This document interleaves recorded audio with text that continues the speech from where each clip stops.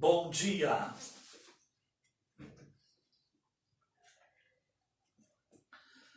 Você que já chegou, convide os outros para entrar, para estarmos neste momento de comunhão,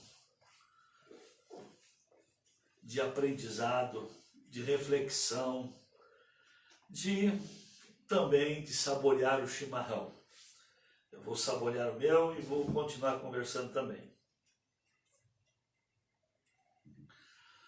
Pois hoje é mais um dia que fez o Senhor e nós somos privilegiados, pois quem construiria?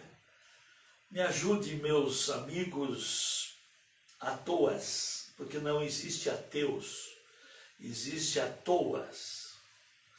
Porque, olha, para ser ateu exige muita busca, muito esforço, muita anulação de raciocínio para crer, tá?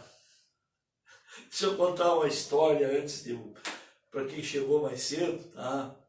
Uma certa ocasião, o tempo que viajavam muito de ônibus, hoje o avião até, de acordo com a viagem, até fica mais barato. Então tinha um ateu que queria que se tornasse conhecido que ele era ateu. E ele fazia aquele trajeto, ele era o dono do papo no ônibus, viagens longas. No final da viagem era um grupo de amizade, todo mundo se conhecia, tá? Não tinha aquele tempo televisão, celular, outros entretenimentos, e o entretenimento era o contato, era o bate-papo, era essa amizade espontânea, aquele encontro, aquela amizade à primeira vista. E aí ele defendia a sua incredulidade ou a sua atoice contra Deus e coisa e tal. E na metade da viagem, então, novos passageiros que se tornaram amigos daquele que parecia ser um guia de viagem. Então esse ateu era tão espontâneo, tão carismático, que parecia um guia de viagem. Que no ônibus que ele ia, ele era o dono do papo, do programa,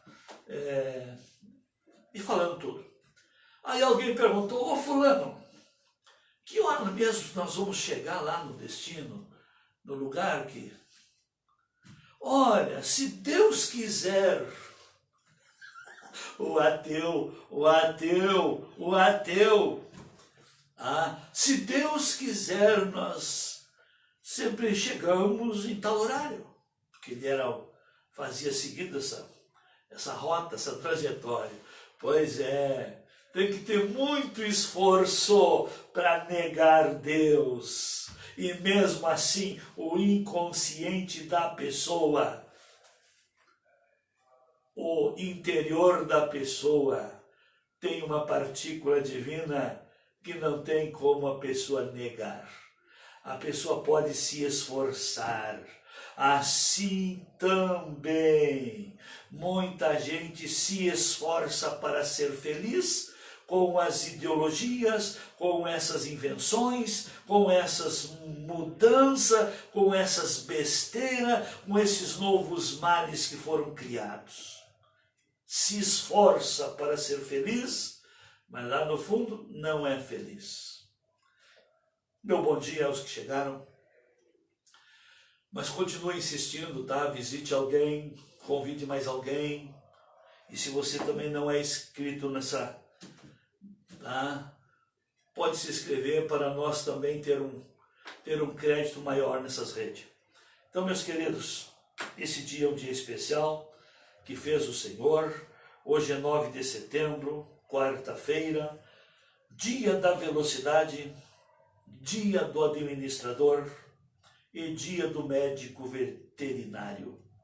Mas para mim, o principal de tudo, que esse é o dia que fez o Senhor, e Ele me oportuniza, Ele lhe oportuniza, você se alegrar. Você sabia que alegrar-se é uma escolha? Ele me oportuniza e nos oportuniza nos alegrar e também louvar o seu nome, porque o louvor é uma manifestação de gratidão. E eu pergunto a você, será que não há motivos de gratidão para transformar em louvor? Eu tenho tentado trazer uma maneira mais prática de ver a vida. Comece a ver pelo lado melhor. Comece a ver os outros pelo que cada um tem de bom. Pare de estar querendo esconder os seus erros, acusando o erro dos outros. Eu tenho muitas situações que só a graça mesmo para me ajudar, porque exatamente como a pessoa é o que ela me acusa. E Jesus mesmo fala nisso, que se os teus olhos forem bons, é em você que vai brilhar virtudes, tá? Mas virtudes, pois é o que eu vejo nos outros é que brilha em mim. É a maneira que eu vejo os outros, é a maneira que eu me torno. Exatamente isso, meus amigos. Vamos aprender com Jesus. Eu tenho certeza, plena certeza na minha experiência de fé, na minha experiência de vida. Quanto melhor cada um se relacionar com Cristo, menos irá necessitar de profissionais para reparar sua vida, para reparar sua saúde, o seu psique, para reparar. Sabe o que é reparar? Curar. Existe um psicólogo melhor formado que Jesus, que melhor vê e identifica logo o problema e também que tem de imediato uma receita sem custo, uma cura sem custo. Exatamente isso. Existe um melhor, vamos para o outro lado, existe um melhor mentoreio que o do Espírito Santo? Não, eu não conheço. Eu não conheço. Mas o pastor já não falou que ele tem alguém? Sim, depois que o Senhor me dá orientação, aí eu vou consolidar ela com alguém que já chegou aonde eu quero chegar, que alguém já passou pelo que eu estou passando, que alguém que conhece bem o meu mentor também, para ver se não foi imaginação, ou apenas desejo, ou ideias fixas. Porque às vezes a pessoa cria uma ideia fixa do que quer, e aquela ideia parece que fala, aquela ideia parece que aparece em letras, em vozes, em vontades, em desejos. A alma do ser humano tem uma capacidade tremenda. Existe, que ver, como poderes, o poder de Deus, que está na palavra, e à medida que eu aplico a palavra, o poder de Deus se manifesta, porque a palavra é viva, eficaz, poderosa. Existe o poder do diabo, à medida que a pessoa usa a linguagem e o caminho e as obras que o diabo as inspira a fazer. Então, aquele poder negativo, resultados negativos. Mas também não esqueçamos, existe um poder latente de alma. É exatamente isso. E muitos acham, aliás, principalmente o religioso, ele tem dois extremos. Ou é tudo, ou é nada. Ou é Deus, ou é o diabo. Entre Deus e o diabo está o ser humano, que é o gestor da vida dele, e escolhe o que quer aplicar, ou quem quer como companhia, como inspirador, como senhor da vida. Por isso que a Bíblia diz que ninguém consegue servir a dois senhores. Então são senhores. Deus é Senhor dos céus e da terra, Criador de tudo. E o diabo se assenhoria, se assenhoria do alheio, porque ele não é Criador. Não, ele não é Criador, mas ele se assenhoria.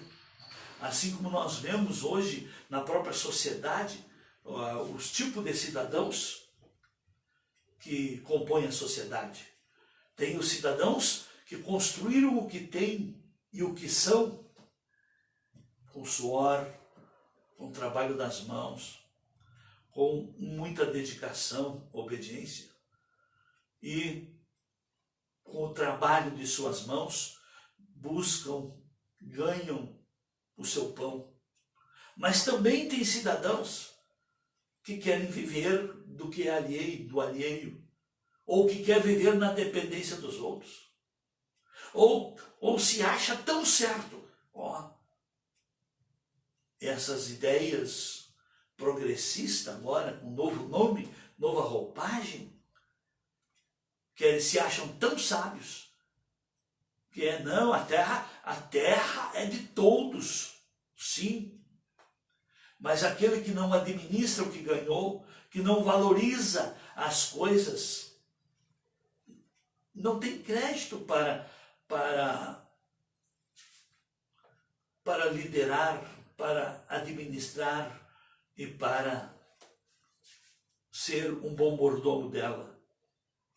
É a nossa fidelidade com nós mesmos, com o tempo, com o que passa por nossas mãos, que é o preparo e é o que vai conquistando o crédito diante de Deus e diante dos homens. Mas o que eu quero compartilhar hoje é justamente, já falei muitas ministrações sobre ela já, e eu pergunto, você, sua vida, dá sinal que você é do bem? Que você é abençoada? Você dá sinal, sua vida dá sinal que a bênção de Deus lhe segue? Eu anotei até, não sei se isso eu já passei ou não, mas eu, pegando minha Bíblia, porque tudo que é bom, ou quando eu sou inspirado, eu vou anotando tudo que são verdades que o Espírito de Deus me faz lembrar. Então, é bom nós ver. É bom nós ver. Por que temos o espelho? Você não sabe que é você? Precisa de espelho? Não. Precisamos sim do espelho. Será que não juntei coisa, ou não se acumulou coisa que eu não vi? Por que há uma necessidade de nós ouvirmos a mesma palavra? Eu ainda falei, falo e continuo falando, que o ser humano erra, não por falta de saber, mas por descuido, por tentação, por omissão, por falta de vigilância. E todos os pecados, erros que os seres humanos cometem, eles sabem que é errado. Mas por quê? Por que mesmo sabendo e acabam cometendo? Porque não estão com a sua mente, não estão com sua vida espiritual fortalecida para ter vontade própria. Vamos lá? O nosso corpo tem desejos, instintos, prazeres, coisas que ele gosta.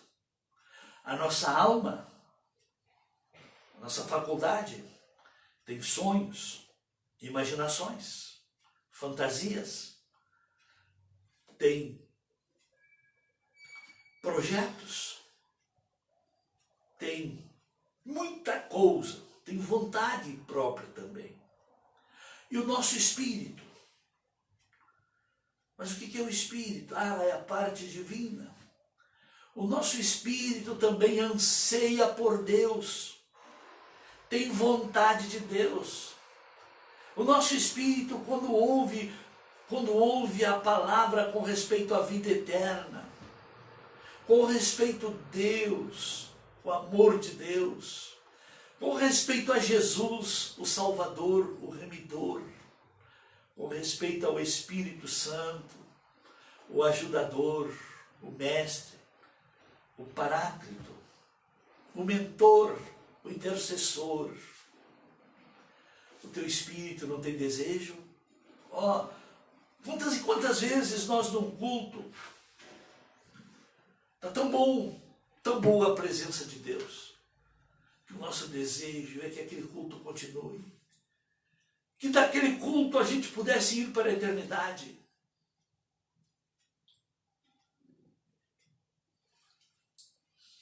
E que naquele ambiente maravilhoso que se está desfrutando, o nosso espírito imbuído, envolvido na graça, na comunhão com o Espírito de Deus. Quanta coisa a gente gostaria que fosse mudada, vencida, transformada, superada. Então, as três áreas têm vontade, e é uma guerra constante da alma contra o espírito, da carne contra a alma. Pois é, às vezes o teu corpo está te pedindo algo que nem você aprova, que nem você admite. Por que motivo, queridos? Por que motivo leva as pessoas a deturparem as coisas naturais que Deus criou? Porventura não é justamente uma guerra entre essas três áreas que o ser humano tem, que levam as pessoas a se autodestruírem, trocarem de sexo? Mudarem as coisas. Mas o pior disso tudo, meus amados, que as pessoas dão corda ao desejo, endeusam o desejo, dão toda a força, investem tudo por causa do desejo. Mas desejo é que nem dor de barriga às vezes. Vai no banheiro, já mudou tudo. É exatamente isso. Procure entrevistar alguém que trocou sexo. Se você escolher ou descobrir 10 pessoas que nos últimos 10 anos trocaram de sexo, quantos estão vivendo? Quantos continuam vivendo?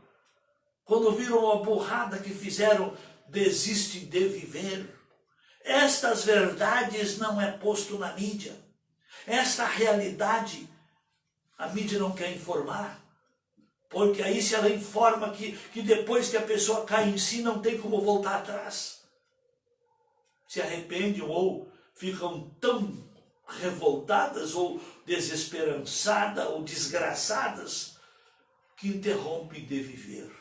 Isso, essa mídia não informa. Isso, esses que inventaram essas mudanças, essas pseudas soluções em busca do prazer, ou do bem-estar, ou do ser, isso não informa, não. É exatamente isso. Mas eu gostaria de que você refletisse um pouco sobre sua vida. Nós temos um espelho que é a palavra de Deus.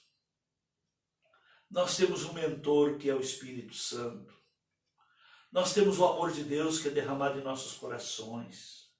E nós temos Jesus Cristo, que é o nosso remidor. Aquele que morreu a nossa morte e nos oportuniza hoje vivermos a sua vida. Nós temos tudo. Mas quero também os dizer que para o bem e para essas coisas que Deus propõe, ninguém quer mover um braço, mover-se da cadeira. Ninguém quer mover-se, buscar uma fonte de conhecimento. Ninguém quer mover-se, ir a um lugar onde essas coisas fluem naturalmente ou com bastante graça. Mas para as coisas que o diabo propõe, que o diabo os ilude, pagam um alto preço. Só que o que o diabo propõe, ele tem um marketing tão perfeito, tão ilusório, tão atraente, tão conquistador, que as coisas do diabo, o prazer é antes. E depois que realizou, depois que fez, depois que foi, depois que se entregou aquele prazer, os resultados para o corpo pede até uma ressaca. Tem que ficar, e o pior e ainda o diabo continua construindo mentira. Vai, tira um atestado, diz que estava doente, vai curar tua ressaca. É exatamente isso. Olha, a minha experiência de vida, eu não vi tudo, mas isso aí é fichinha. Mas eu quero lhes dizer, eu prefiro ficar com o que a palavra ensina, que é a bênção de Deus. Aquilo que Deus abençoou. O que Deus abençoou? A capacidade que Ele lhe deu. Você como homem já é abençoado? Como mulher já é abençoado? Como filho, viva como filho da obediência, que a bênção vai lhe seguir. Viva dentro do propósito, não invente, não saia fora. Você não é criador. Você foi criado para um propósito. Eu fui criado para um propósito. Enquanto eu não encontrei-me com Cristo, minha vida não tinha perspectiva nenhuma, porque eu sempre fui pés no chão. Eu não sonhei com o alheio. Eu sonhei com a capacidade e com o meio e da onde eu vivia e tirava a sustentabilidade. Mas quando Deus faz parte da vida do ser humano, é onde você está, é que você começa a valorizar o que tem. E é o que você é, colocando sua capacidade a serviço do bem, que ali é que começam as coisas se tornarem puras, boas, proveitosas. Amém? Então que Deus o abençoe e que tenhamos todos esse entendimento. Assim como você tem lá, em muitas partes dentro do seu lar, um espelho, principalmente no banheiro, ou lá no seu quarto, um espelho, no seu closet.